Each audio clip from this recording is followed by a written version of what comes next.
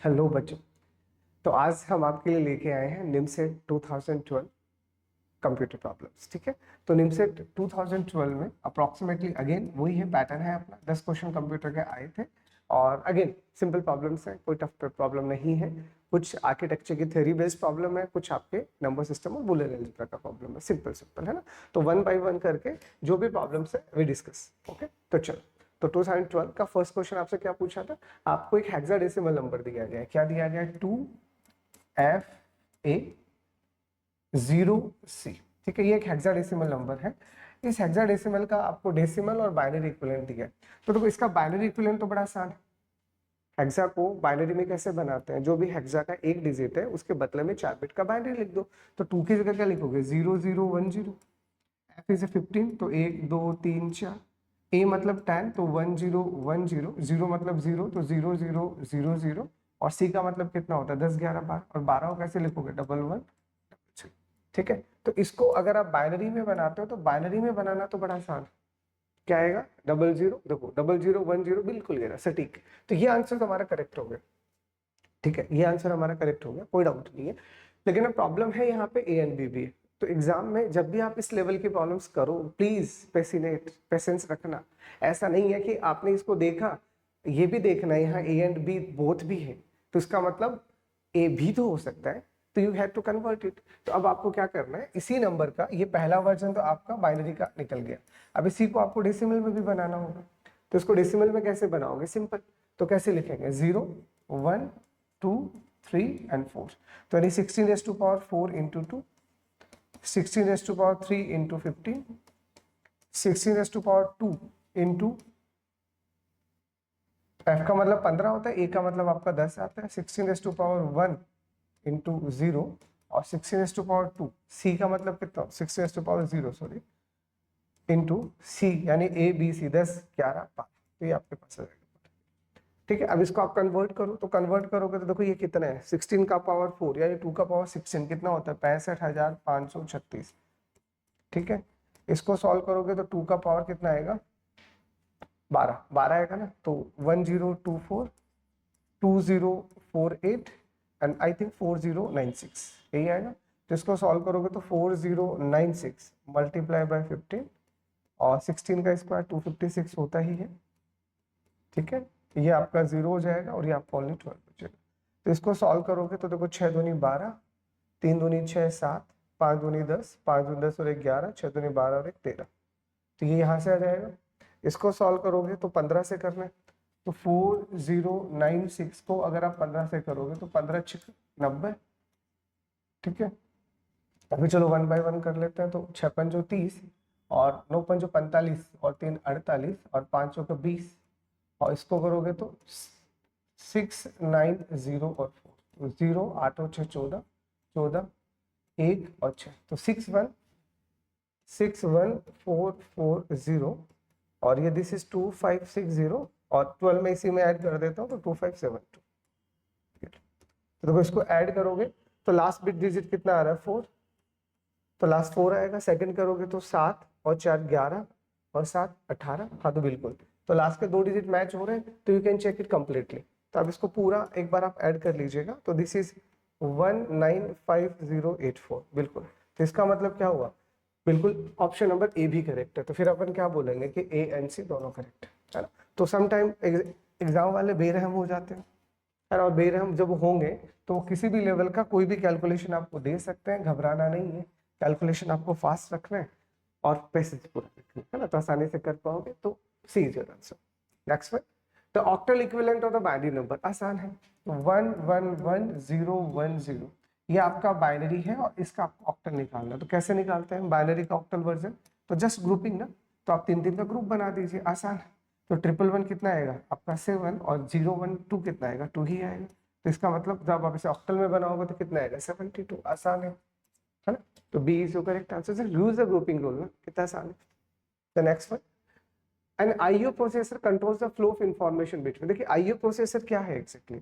तो IO processor हमारा mediator होता है। जो भी हमारी बस होती है, जब हम बस की बात करते हैं, ये हमारा बस है और इस बस के अंदर यहाँ पे आपके पास में मेमोरी और सीपीयू कनेक्टेड होंगे। मतलब ऐसा सिस्टम इसका बना होता है। It is just like that.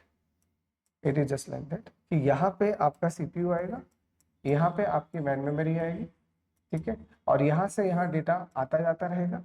But ये आपकी बस है, दिस इज बेसिकली बस है।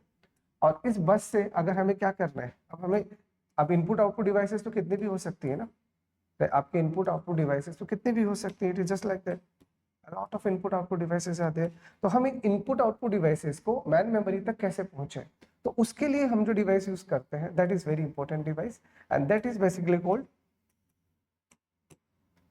IO processor. तो यहाँ पे आपके पास में आपका आईओ प्रोसेसर लगा हुआ होगा, ये आपका आईओ प्रोसेसर, आईओ प्रोसेसर। और आईओ प्रोसेसर क्या करेगा, डायरेक्ट आपको इस बस से कनेक्ट कर देगा, और यहाँ से ये जितने भी डिवाइसेस है कनेक्ट हो जाए। ये हमारा बस का पूरा आर्किटेक्चर होता है। अगर आपने बस आर्किटेक्चर में अच्छे से पढ़ा है तो this is the meaning of बस आर्किटेक्चर।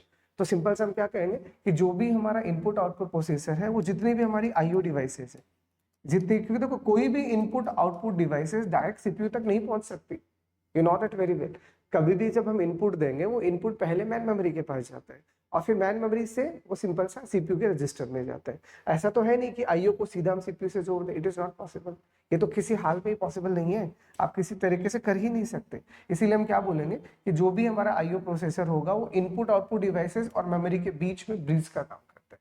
मतलब आईओ प्रोसेसर आपके इनपुट आउटपुट डिवाइसेस को बस से कनेक्ट कर देगा, और बस उसको मैन मेमोरी तक ले जाएगा। It is just like that, ठीक है। तो कहां से कहां कनेक्ट करेगा, man memory and IO devices. It's a simple answer, ठीक है। ये डायग्राम आपको मैंने इसलिए बना के बता दिया, हो सकता है और कोई क्वेश्चन आ जाए, तो you have to aware about, ठीक है। तो बी आपका आंसर हो गया। नेक्स्ट आपसे पूछा which of the following devices will take highest time in taking to backup of the data from a computer. तो कंप्यूटर से अगर आप कोई भी बैकअप ले रहे हो, देखो हमारा मेमोरी हायरार्की क्या कहता है, सिंपल हमारा मेमोरी हायरार्की क्या कहता है, पहले आपका रजिस्टर आएगा, फिर आपका कैश मेमोरी आएगा, फिर आपका मैन मेमोरी आएगा, मैन मेमोरी के बाद में आपका मैग्नेटिक हार्ड डिस्क आएगा, आप ये कह सकते हो मैग्नेटिक डिस्क आएगा, मैग्नेटिक डिस्क के बाद में आपका सिंपल सा यहाँ से ऑप्टिक्स डिवाइसेस आएंगे, जो भी आपके ऑप्टिक डिवाइसेस है, और उसके बाद में आपका मैग्नेटिक टेप आएगा। ये हमारा बैकअप का प्रोसेस है। तो अगर आप ऊपर से नीचे आते हो तो आपका स्पीड कम होता जाएगा, साइज बढ़ता जाएगा, और नीचे से ऊपर आते हो तो आपका स्पीड बढ़ता जाएगा, साइज घटता जाएगा। This is the memory hierarchy. तो यहाँ पे हमें सिंपल सा क्या पूछे कि सबसे ज्यादा टाइम किस में लगेगा, तो ऑब्वियसली सबसे ज्यादा टाइम किस में लगने वाला है, मैग्नेटिक टेप में ही लगने वाला है, क्योंकि मैग्नेटिक टेप पहले कभी यूज होती थी, आजकल तो कोई यूज भी नहीं लेता। पर मैग्नेटिक टेप है क्या, सबसे स्लो डिवाइस होता है, याद रखना। तो इसीलिए जो सबसे ज्यादा स्लो होगा उसके बैकअप में भी तो सबसे ज्यादा टाइम लगेगा, सो कॉमन सेंस है। तो D is your answer. Next आपसे पूछा रोम इज, तो रोम क्या है, रोम इज और परमानेंट स्टोरेज डिवाइस, इससे टाइप ऑफ मैन मेमोरी ना। तो रोम और रैम और रोम तो हमारा मैन मेमोरी है, तो मैन मेमोरी या फिर प्राइमरी मेमोरी बोल सकते हैं। तो A is your answer. Next one, the error that can be pointed out by the compiler. तो देखिए कंपाइलर किस टाइप की एरर को पॉइंट आउट करते हैं।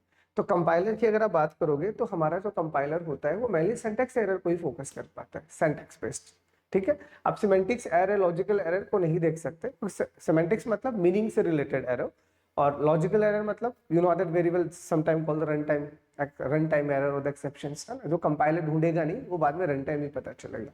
तो कंपाइलर किस टाइप की एरर को ही ढूंढ पाता है, वो सिर्फ सिंटैक्स से रिलेटेड ही एरर को ढूंढ पाता है। तो इज योर आंसर, ठीक है। नेक्स्ट आपसे सिंपल सा दो नंबर दिए गए हैं आपको।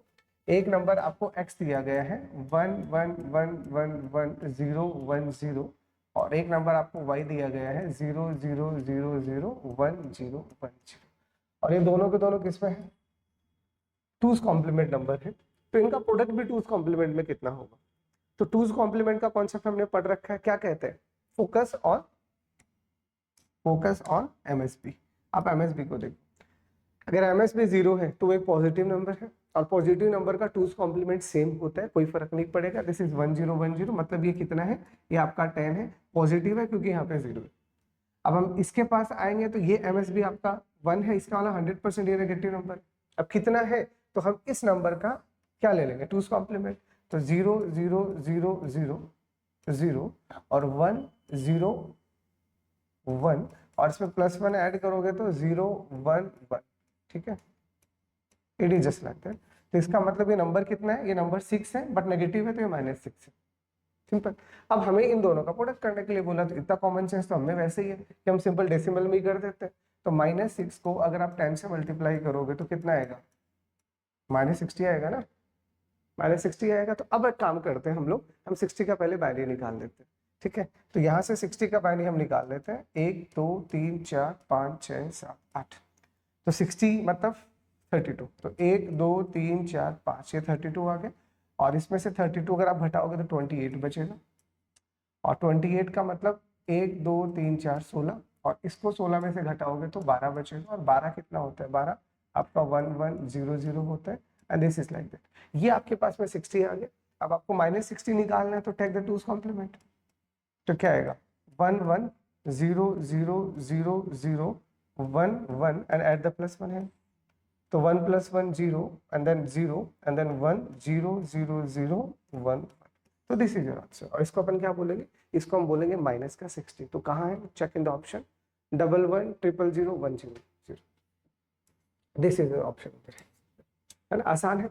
तो कभी भी टूज कॉम्प्लीमेंट से रिलेटेड आपको कोई भी ऑपरेशन करने के लिए बोले, एडिशन, सब्ट्रैक्शन, मल्टीप्लिकेशन और इवन डिवीजन, या क्या फर्क पड़ता है, क्या करना है, एमएसबी देखना है। एमएसबी अगर 1 है तो नेगेटिव नंबर है, 0 है तो पॉजिटिव नंबर है, आप उसे डेसिमल में बनाइए, डेसिमल के अंदर वो ऑपरेशन परफॉर्म कीजिए जो आपको करने के लिए बोला है। लाइक आपको मल्टीप्लिकेशन करने के लिए बोला है तो मल्टीप्लिकेशन कर दो, कितना आएगा -60। अब किस में लिखने के लिए बोला, टूज में, हाँ तो इस नंबर का फिर हम टूज बना देते हैं ना, वो ज्यादा आसान है।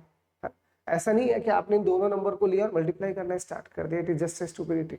डायरेक्ट भी मल्टीप्लाई कर सकते हैं बट करना मत, ये तरीका ज्यादा इजी है। तो हमारा आंसर आएगा A. The next one, the range of the numbers that can be stored in 8 bits if negative numbers are stored in 2s। हाँ तो 2s कॉम्प्लीमेंट का रेंज क्या होता है हम पढ़ चुके हैं। तो 2s कॉम्प्लीमेंट में अगर आपको रेंज निकालना होता है तो -2n-1 से लेके 2n-1 -1, सिंपल।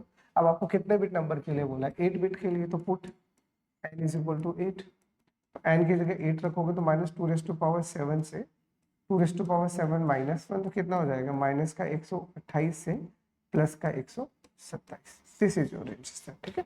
तो -128 से प्लस का 127। अगर यही वंश कॉम्प्लीमेंट में पूछा होता तो माइनस का 127 से प्लस का 127, है ना, वो ध्यान रखना, वो आपको पता है formula, you know that very. The next one, primary storage is as compare to the secondary memory. तो अभी अभी हमने हायरार्की पढ़ी, तो हमने क्या सीखा, इस हायरार्की में प्राइमरी मेमोरी ऊपर होता है और सेकेंडरी मेमोरी नीचे होता है। तो 100% ये तो तय है, 100% ये तो तय है कि प्राइमरी का स्पीड जैसे नीचे जाओगे आपको स्पीड ज्यादा मिलेगी, ऑब्वियस सी बात है। और स्पीड जैसे नीचे जाओगे, सॉरी, तो आपको नीचे काय को जाना है, आपको नीचे जाओगे तो आपको क्या मिलेगा, आपको स्पीड कम मिलेगी, साइज ज्यादा मिलेगी, आप ये कह सकते हो। लेकिन यहाँ से ऊपर जाओगे तो आपको क्या ज्यादा मिलेगा, आपको स्पीड भी ज्यादा मिलेगा और आपकी पोस्ट भी बढ़ेगी, याद रखना। हायरार्की में जब आप ऊपर की तरफ जाओगे तो स्पीड और पोस्ट दोनों बढ़ता है, नीचे की तरफ आते हो तो घटता है। बढ़ता कैसे, साइज, ठीक है। तो हम यही पूछा कि primary memory compare to the secondary memory क्या महंगा भी है, ऑब्वियस, और स्पीड भी ज्यादा होगा, तो मतलब फास्ट एंड एक्सपेंसिव। तो करेक्ट आंसर आपका कितना आ जाएगा, सी, सिंपल है ना। Next one, which of the following unit is used to supervise each instruction in the CPU। तो CPU में आपके पास कई तरह के काम होते हैं। CPU में पहला CU होता है, फिर आपका AU होता है और फिर आपका LU होता है। तो CU आपका कंट्रोल यूनिट है जो आपके सारे के सारे इंस्ट्रक्शंस को कंट्रोल करेगा। AU आपका अर्थमेटिक यूनिट होगा, जो आपके सारी के सारी अर्थमेटिकल कैलकुलेशन को परफॉर्म करेगा। और AU आपका लॉजिकल होगा, जो binary based, logic based calculation होगी वो सारी के सारी यहाँ पे स्टोर होती है बेसिकली, ठीक है। तो आप इन दोनों को मिला के कह सकते हो कि हम अर्थमेटिकल लॉजिकल कैलकुलेशन साथ में कर सकते हैं, ठीक है। अब हमें क्या पूछा है, हमें तो सिर्फ इतना से पूछा कि सुपरवाइज का मतलब कंट्रोल करना। तो कंट्रोल कौन करेगा, कंट्रोल तो आपका कंट्रोल यूनिट ही करेगा ना, क्योंकि ALU अर्थमेटिकल लॉजिकल करेगा, कंट्रोल रजिस्टर और एक्यूमुलेटर, ये दोनों के दोनों तो रजिस्टर है, स्पेशल रजिस्टर है जो क्या करते हैं, तो डेटा को स्टोर करके कोई स्पेसिफिक काम करना परफॉर्म करेंगे, नो डाउट। बट सुपरवाइज कौन करता है, वो तो कंट्रोल यूनिट ही करेगा ना, है ना। तो हमारा करेक्ट आंसर यहाँ पे कितना आ जाएगा, ठीक है। तो उम्मीद करता हूँ ये सारे के सारे क्वेश्चन सिंपल से थे, आपको समझ आए होंगे। फिर भी अगर आपको लगता है कि कोई डाउट है तो please comment us, this all. Okay, thank you.